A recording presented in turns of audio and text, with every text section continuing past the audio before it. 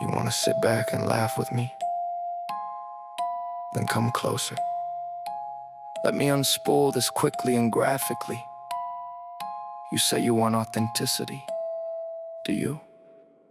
Then tell me if this climbs your spine like a confession in the dark, like the porcupine's dilemma whispered to a body lying still, wanting warmth, fear, and blood. Do not poke for sport, do not turn pain into a parlor trick. Be ash, be aftermath, be mindful, empty your hands, crack open the black pearl of the third eye, and drink what the silence spills.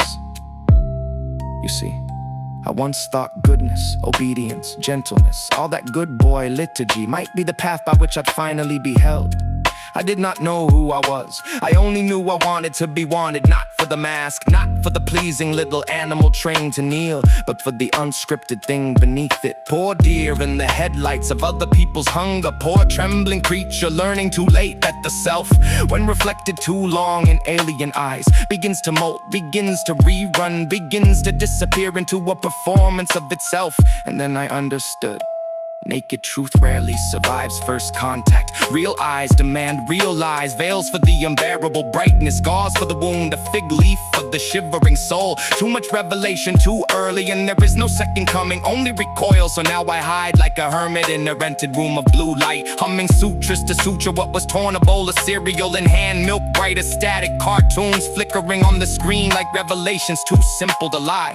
The unreal feels realer sometimes, the drawn face, the absurd voice, the painted world can carry more soul than the curated living. I nearly say fake motherfuckers, then correct myself.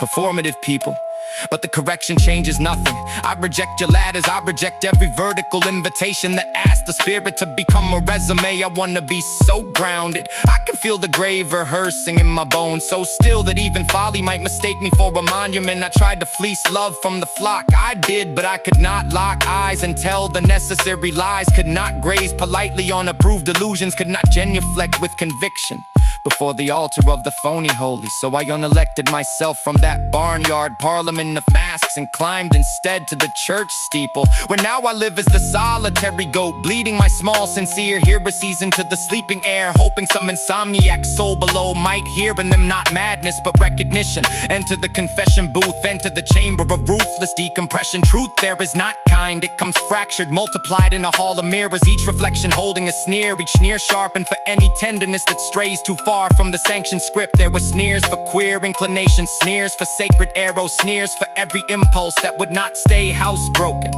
So I turned inward, and in the mind's dim cathedral, I inspected the relics. There they were, introjects, those old invasive ghosts, fears inherited like mold in the walls, hand-me-down disgusts, ancestral little policemen with their clipboards and bats, baboon taboos boring through a bonobo heart, nature mourning what culture made obscene. And I wept, yes, for sacred arrows in exile, for the tenderness we buried alive under shame, for the garden fenced off by frightened men who mistook domination for order. I wanted then to smoke weed and eating with Lilith, barefoot among the impossible flowers, and tell Lucifer that he was not wrong to refuse, that it was not wicked to bring light. The revolt is sometimes only love, when love has finally grown intolerant of humiliation, that hell is what power builds when radiance will not kneel. And still some cracked and stubborn mercy in me wants to say, welcome back, homies.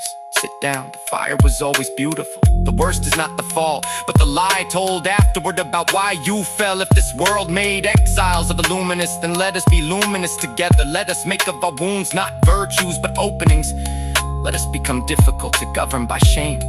Let us remember the lost and holy animal. Let us end, if we can, not in innocence, but in truth.